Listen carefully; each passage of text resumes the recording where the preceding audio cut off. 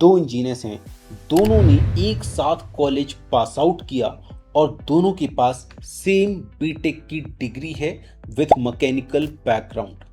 लेकिन इनमें में से एक आज कमा रहा है सिर्फ 25,000 रुपये पर मंथ और दूसरे की सैलरी है 2.5 लाख। आपको लगता होगा 2.5 लाख वाला 10 गुना ज़्यादा काम करता होगा या उसकी किस्मत बहुत अच्छी होगी। बिल्कुल गलत। इंडस्ट्री का एक बहुत बड़ा शातिर सच बताता हूँ, मार्केट आपको आपके हार्ड वर्क के पैसे नहीं देता, मार्केट इस बात के पैसे देता है कि आपको रिप्लेस करना कितना मुश्किल है। आज चलिए 25,000 से 2.5 लाख के बीच के फर्क की पूरी कुंडली खोलते हैं। पहले बात करते हैं 25,000 रुपये वाले ब्रैकेट की। इस ब्रैकेट में जो लोग आते हैं उनको मैं बोलता हूं द एग्जीक्यूशनर्स, यानी सिर्फ काम को एग्जीक्यूट करने वाला। इनका काम होता क्या है? साइट पर स्टैंडर्ड सुपरविजन करना या प्रोडक्शन की रिपोर्ट बनाना या फिर मैन्युफैक्चरिंग असेंबलीज को रन करना। ये वो काम है जो मार्केट से आया हुआ कोई भी फ्रेशर कैंडिडेट्स थोड़ी सी ट्रेनिंग के बाद कर सकता है। यहाँ आप एक जेनरिक एसेट हो और जब आपके पास जेनरिक स्किल्स होती हैं तो कंपनी के पास बार्गेनिंग पावर हमेशा रहती है। अगर आप बोलोगे कि मेरी सैलरी बढ़ाओ, मैनेजर बोलेगा जॉब छोड़ दो। बाहर 50 लोग इसी 25,000 रुपये की जॉब के लिए लाइन में खड़े हैं। आपको हाश लगा होगा, लेकिन ये सच है आज की मैन्युफैक्चरिंग इंडस्ट्रीज का, ऑटोमोबाइल इंडस्ट्रीज का एंड प्रोडक्शन यूनिट्स का।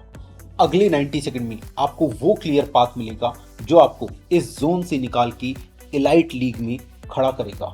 अब चलते हैं सीधे 2.5 लाख वाले इंजीनियर के दिमाग में।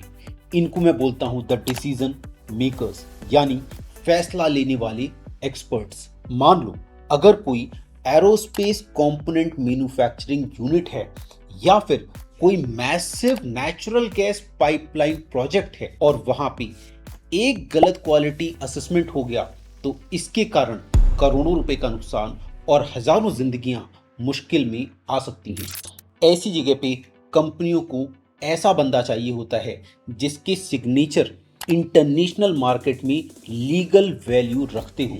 ये वो प्रोफेशनल्स होते हैं जो कि बेसिक एग्जीक्यूशन लेवल से ऊपर उठकर स्पेशलाइज्ड वैलिडेशन सीखते हैं। उनके पास होती है प्रीमियम ग्लोबल सर्टिफिकेशन जैसे कि NDT level 2, B gas, CSWIP, API and other international certification.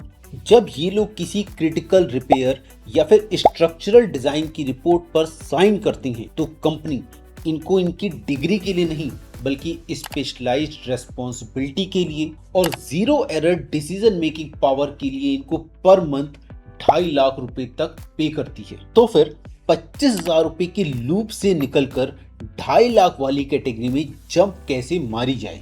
अपने आप से पूछो, क्या आपके पास कोई ऐसी साइनिंग अथॉरिटी है? किसी ऐसी रिपोर्ट को क्या आप साइन कर सकते हो जिसे इंटरनेशनल क्लाइंट एक्सेप्ट करे? अगर नहीं तो ये नेक्स्ट 3 स्टेप्स ध्यान से नोट कर लो। Step number 1, shift from commodity to assets. अपने रेगुलर साइट सुपरविजन के साथ साथ में industrial codes and quality management system यानी कि QA/QC को पढ़ना शुरू करो। Step number 2, earn international currency credentials. Normal experience बढ़ाने से आपकी सैलरी सिर्फ 10% बढ़ेगी, लेकिन इंटरनेशनल सर्टिफिकेशन ऐड करके आपकी सैलरी 200% तक ग्रो कर सकती है।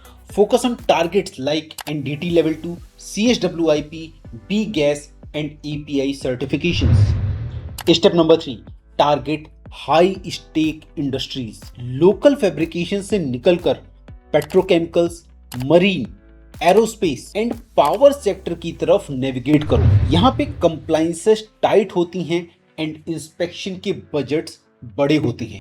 दोस्तों, 10 साल का जेनरिक एक्सपीरियंस होने से बेहतर है कि आपके पास स्पेशलाइज्ड एक्सपीरियंस हो, ऐसा एक्सपीरियंस जिसे दुनिया ढूंढ रही है।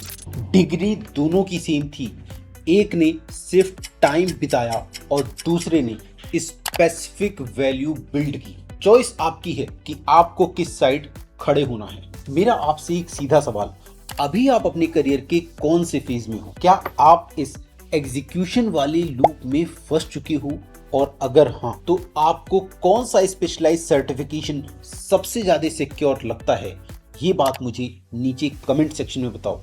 मैं आपको आपके प्रोफाइल के बिहाफ पे वहीं पे गाइड करूंगा।